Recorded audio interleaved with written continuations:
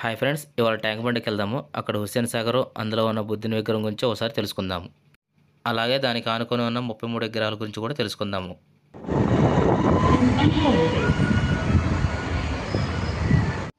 ఇంతవరకు ఈ channel subscribe చేసుకున్న వాళ్ళు ఎవరైనా ఉంటే వెంటనే చేసుకోండి. ఎందుకంటే నేను పెట్టే ప్రతి వీడియో మీరు చూడడానికి అవకాశం ఉంటుంది.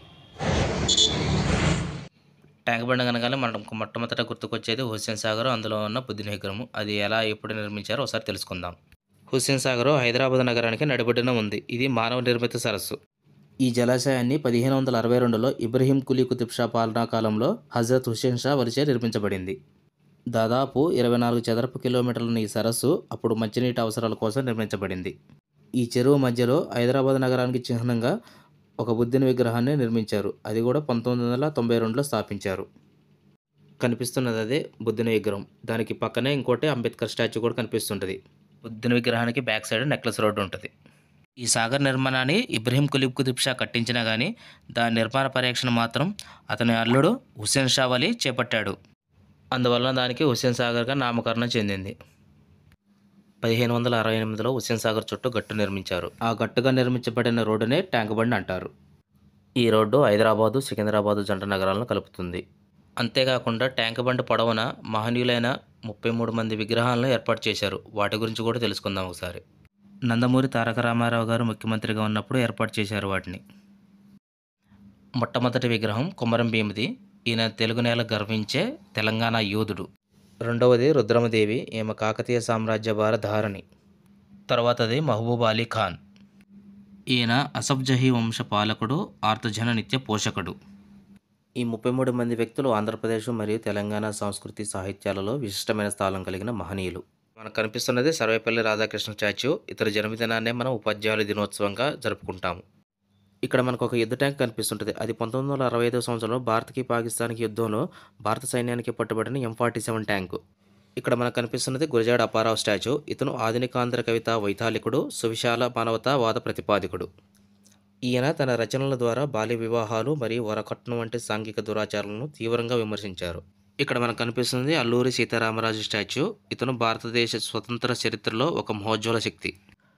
ఇతడు జరిపిన సాయుధ పోరాటం స్వతంత్ర ఉద్యమంలో ఒక ప్రత్యేక అధ్యాయం. సాయుధ పోరాటం ద్వారానే స్వతంత్రం వస్తుందని నమ్మి దాని కొరకే తన ప్రాణాలు అర్పించిన యోధుడు. కేవలం 27 ఏళ్ల వయసులోనే నిరక్షరాస్యులు, నిరుపేదలు, అమాయకులు అయిన అనుచరులతో కలిసి చాలా పరిమిత వనరులతో బ్రిటిష్ సామ్రాజ్యాన్ని తన మహాశక్తితో ఢీకొన్నాడు. ఇలా ప్రతి ఒక్క మహనీయుడి గురించి చెప్పుకుంటూ పోతే మనకు సమయం సరిపోదు కాబట్టి ఇలా ఫోటోలు ఒకసారి చూపిస్తాను, చూడండి ఒకసారి. చాలామంది ట్యాంక్ బండ్ అనగానే హుస్సేన్ సాగర్ అందులో ఉన్న బుద్ధుని విగ్రహమే అని అనుకుంటారు. పక్కన 33 విగ్రహాలు ఉన్నాయనే సంగతి చాలామందికి తెలియదు. అందుకనే వాళ్ళందరి కోసమే ఈ 33 విగ్రహాలు వాటి యొక్క జీవిత చరిత్రలు చూపించే ప్రయత్నం చేశాను. ఇక్కడ మనకు కనిపిస్తున్న కవి శ్రీశ్రీ. ఇతను నవసమాజ సంస్థాపన ప్రవక్త. ఇక్కడ మనకు కనిపిస్తున్నది రఘుపతి వెంకయ్యనాయుడు స్టాచ్యూ. ఇతను తెలుగు సీమలో బ్రహ్మ సమాజ కులపతి. బుద్ధ విగ్రహం ఎలా తయారు చేయబడిందో ఒకసారి తెలుసుకుందాం. అప్పట్లో ఆంధ్రప్రదేశ్ ముఖ్యమంత్రి ఎన్టీఆర్ హుస్సేన్ సాగర్ నడిబొడ్డున భారీ విగ్రహం ఏర్పాటు చేయాలని భావించారు.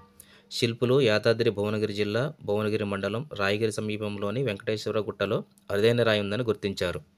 రాయిని తొలిచే పని 1985లో ప్రారంభమైంది. గుట్ట నుంచి తొలిచిన 17 మీటర్ల పొడవు, 320 టన్నుల భారీ రాయిని బుద్ధుడి విగ్రహంగా మలిచేందుకు 1985లో హైదరాబాదుకు 192 చక్రాల భారీ వాహనంపై ఎంతో శ్రమ కోర్చి తరలించారు.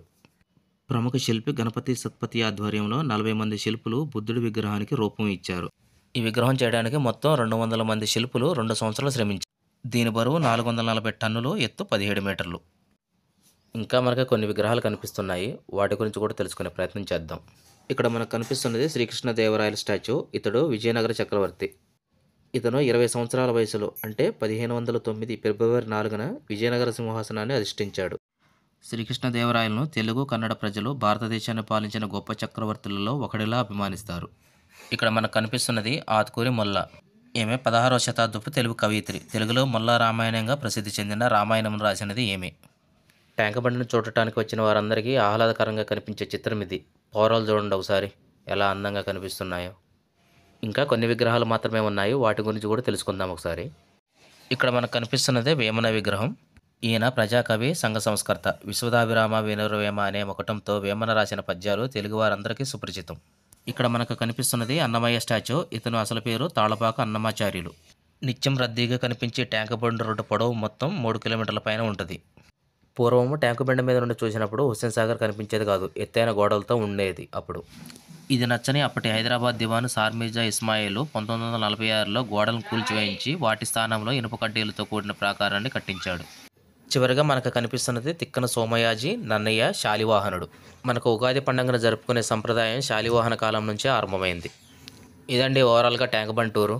నచ్చితే ఒక లైక్ చేయండి, షేర్ చేయండి, కామెంట్ చేయండి. సబ్స్క్రైబ్ మాత్రం మర్చిపోకండి. Thank you.